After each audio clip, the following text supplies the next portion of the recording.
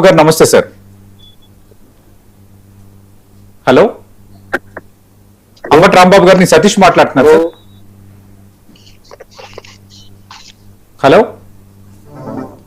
Right, మళ్ళీ అంబటి రాంబాబు గారితో మాట్లాడతాం. మనతో పాటు ఉన్నారు 99 టీవీ చీఫ్ అడ్వైజర్ విజయబాబు గారు, సీనియర్ జర్నలిస్ట్ విజయబాబు గారు. ఇంకా మీకు ఇంకా బాగా రైట్, ఫోన్ లైన్ లో అంబటి రాంబాబు గారు కనెక్ట్ అయ్యారు. అంబటి రాంబాబు గారు నమస్తే సార్, సతీష్ మాట్లాడుతున్నాను. నమస్తే సతీష్ గారు. చాలా విషాదకరమైన వార్త, ముద్రగడ పద్మనాభం ఇక లేరు అన్నది. ఏం సార్ మీ స్పందన ఏంటి సార్? చాలా దురదృష్టకరమైనటువంటి సంఘటన అండి.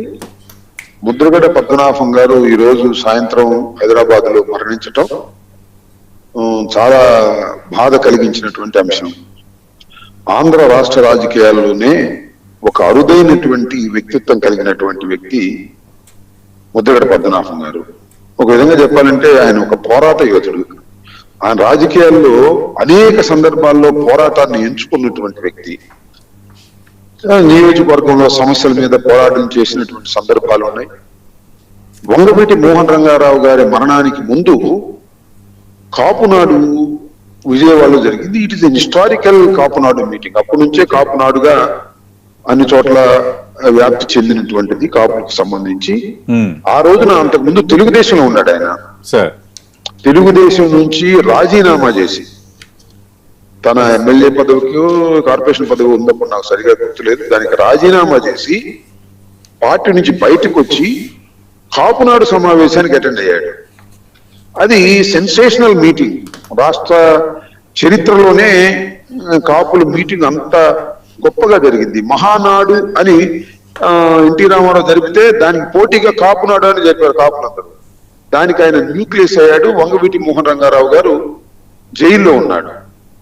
అక్కడి నుంచి చనిపోయేంత వరకు ఆయన పోరాటం అనేటువంటి ఆయుధాన్ని దించలేదు. కాపుల కోసం పోరాడాడు, నియోజకవర్గ ప్రజల కోసం పోరాడాడు, అనేక సమస్యల కోసం పోరాటమే మార్గాన్ని ఎంచుకున్నాడు. చాలా విజయాలు సాధించాడు. అన్కాంప్రమైజ్, ఎక్కడా కూడా కాంప్రమైజ్ అవ్వకోకుండా పోరాటాలు చేసినటువంటి వ్యక్తులు తెలుగు రాష్ట్రాల్లో చాలా అరుదుగా ఉంటారు. అలాంటి అరుదైనటువంటి పోరాట యోధుడు మన ముద్రగడ పద్మనాభం గారు. ఆయన మరణించడం చాలా బాధాకరమైనటువంటి అంశం. కొన్నాళ్లుగా ఆయన అస్వస్థతకు గురయ్యారు, క్యాన్సర్ బాధతో బాధపడుతూ ఉన్నారు. హైదరాబాద్ ఆసుపత్రిలో ఈ రోజు సాయంత్రం ఆయన మరణించడం నిజంగా మమ్మల్ని అందరినీ కూడా ఆశ్చర్యచకితుల్ని చేసింది. ఆ మధ్యన మెరుగ్గా ఉన్నాడనేటువంటి భావన కూడా కలిగింది. కానీ దురదృష్టం, ఈ రోజు సాయంత్రం ఆయన మరణించడం మమ్మల్ని అందరినీ కూడా. కాపుల కోసం ఆయన బీసీల్లో చేరుస్తారని చంద్రబాబు నాయుడు గారు మేనిఫెస్టోలో పెడితే అది జరగకపోతే దాని మీద పెద్ద ఎత్తున పోరాటం చేశాడు. రాష్ట్రం నలుమూలల నుంచి పోరాట యోధుల్లాగా కాపులందరినీ కూడా సమీకరించగలిగాడు. అలాంటి గొప్ప పోరాట యోధుడు బహుశా రాష్ట్రంలో ఎవరు లేరు, భవిష్యత్తులో కూడా రారు అని నేను భావిస్తున్నాను. వైసీపీకి ఎలాంటి లోటు రాంబాబు గారు? వైసీపీకి, కాపులకి, వైసీపీకి, రాష్ట్రానికి తీవ్రమైనటువంటి లోటు. కాపుల్లో ఒక ఐకానిక్ పర్సనాలిటీగా ఉన్నటువంటి వైసీపీలో నాయకుల్లో ఆయన అగ్రగణ్యుడు. ఆయన మరణించడం నిజంగా పార్టీకి, జగన్మోహన్ రెడ్డి గారికి తీవ్రమైన లోటుగా నేను భావిస్తున్నాను. Right, thank you Ambati Rambabu గారు. రైట్, విజయబాబు గారు, మనం చూస్తాం అంబటి రాంబాబు గారు తన అభిప్రాయాల్ని వ్యక్తపరిచారు. ఎందుకంటే అప్పుడు కాపునాడు అలాంటి సందర్భంలో